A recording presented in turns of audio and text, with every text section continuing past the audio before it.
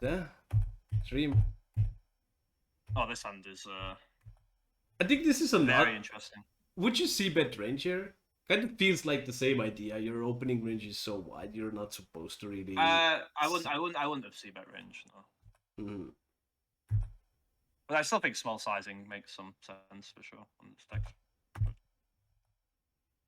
This gets really hairy. Let's put it that way.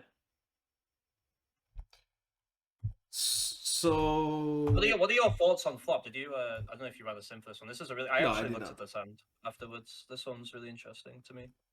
I So, had some pretty important ideas that I was thinking about in game. so, Um, so, as I so, played the hand.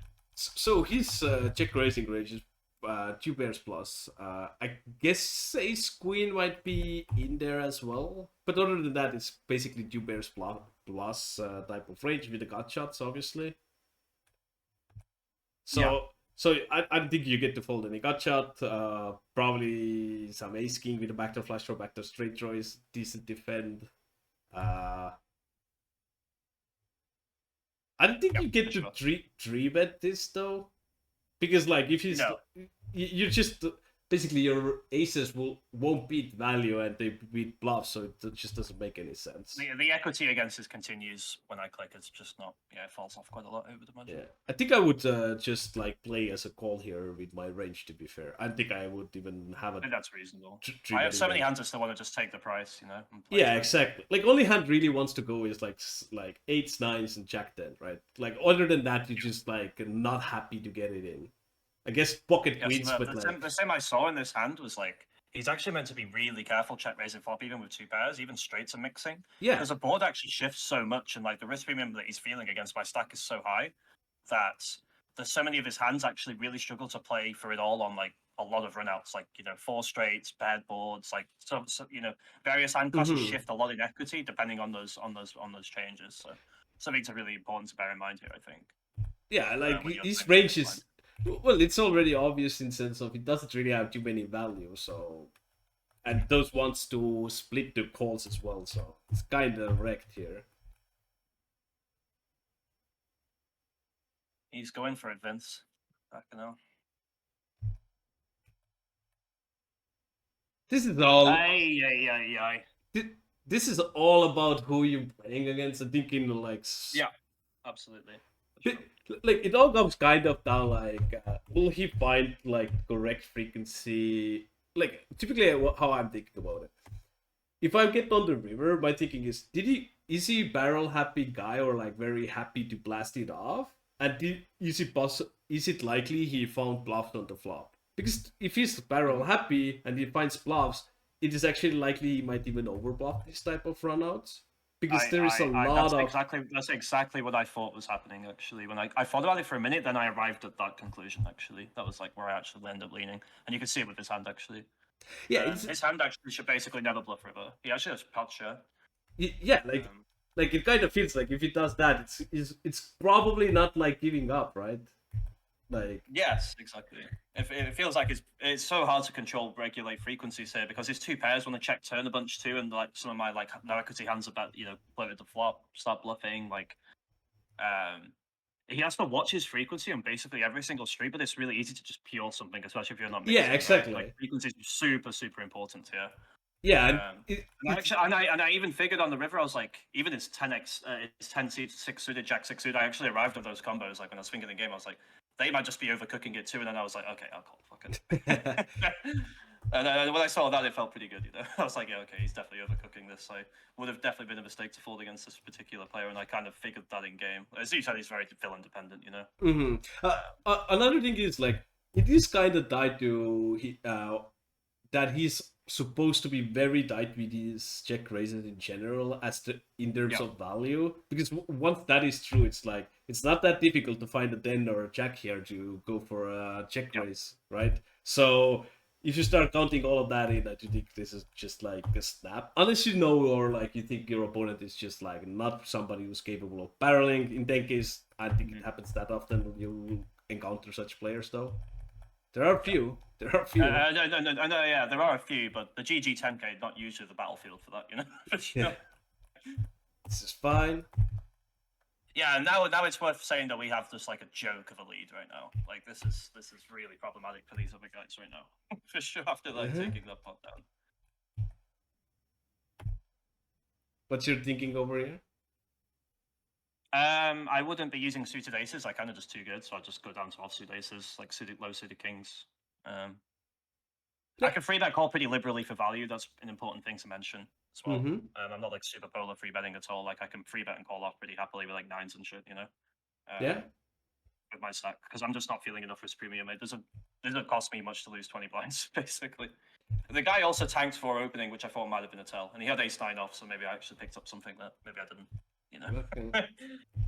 But also, I think the hand class is also just like the one that makes sense, right? As well, the ace four off anyway. Yeah, you often this is like Solver loves those. They're the go-tos, right? There for sure, anyway. So. And what about this one? Malacca just can't really call off in the small blind. It's like brutal for him. And then like I just have a class of hands like this that kind of do okay-ish when like I have a 19 or 18 calls. I do think this is another spot where like it would never happen if you had like 80 big blinds probably, but like it could be happening. But 143 is like pretty fucking large. But one thing I would say is like I do think I often would up to, because I would not, first of all, I would not be sure you'd even have a jamming range here. And because of that, even if it is a suboptimal strategy, so to speak, you will be fine to RFI non-all in with your range here and not have any jams.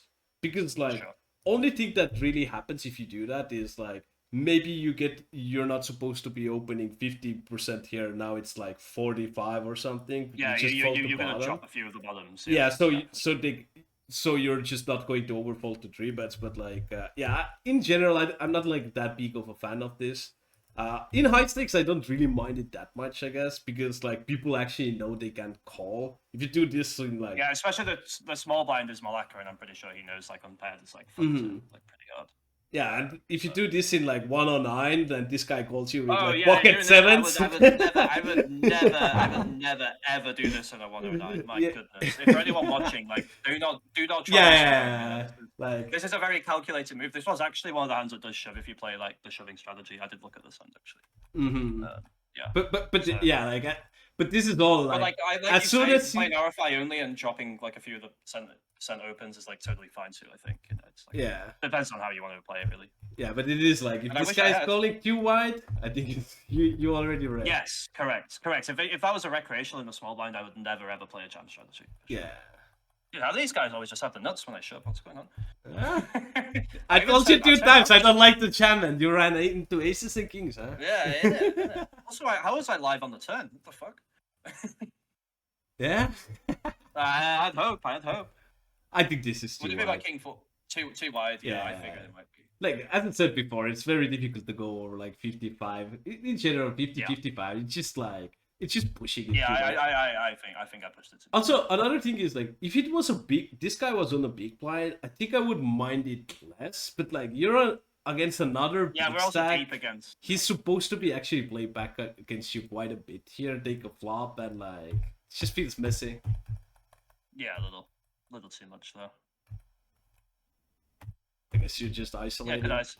Yes, ISO sometimes, check sometimes. Same on the flop. I stab. I would bet this flop very high frequency. I think, just given the scenario, I think I just get to bet this board way more than even Nash. That would be my guess. I actually disagree. The idea is because he doesn't want to build a bot. He's supposed to be playing more protected range, so to speak. And because of that reason, I kind of feel like you're actually supposed to be betting this a little bit less. Because he's supposed to be kind of protected. If he has like something decent, like let's say he had like queen deuce suited. Doesn't really matter. Like maybe he wants to bet sometimes or like 3x. But because it's like, against chip leader, I do kind of think like, because of ICM, the smaller stacks always kind of want to, so to speak, bot control, even though it's out of position. It's not Oh yeah, easy. he could be just range checking flop and like limping Yeah, range, right? Like, for exactly. sure, he could just have 100% of his Yeah, range for and sure. that I just think that prevents. like he has to. I think he has to overfold some of like the higher middling cards, so which is quite nice. So what do you mean by overfolding, though? You said it before as well. So hands like 10-9 offsuit with a club are like trivial continues for chips, but like start to suffer immediately here. I think. I might be wrong, but So I think if you look at ISM sims, often you see, so to speak, overfolding actually happening because a lot of hands that you have good equity in GPV, because in GPV you're betting a little bit more linearly, so to speak, for value. You just and you add in that you're gonna need a little bit more equity. It's just like you're still going to basically you're gonna just end up with a lot of weak pre-flop hands from pre-flop, so you get to fold these on the flop a little more. But I don't think this is going to be a game, especially if you're going to bet more aggressively here. Like he's still going to have to defend here every now and then here. oh yeah, for sure. Yeah, I mean, like but I'm challenging him to do that as well. That's really. Nah, that's true. But one thing to say is like it is very nice to like you can defend one street. Is he capable of defending second street, right? Yes, yeah, that's it. Like recognizing that his ace high and his strong, like, even like king queen and stuff is like pretty high in his check call range here, you know, because like we talk about, there's so much of this jack 10, 10, 9, 1 club hands, backdoor diamonds. Like there's so many of these hands that like hands like your ace highs and your best king high actually are still pretty strong. Yeah, this makes a lot of sense. I don't even mind to like go even bigger here every now and then. I think he's like connecting. I think I just played like this kind of 2/3 catch-all size where I can bet relatively thin on the second street and then just check back river. I think it's like reasonable.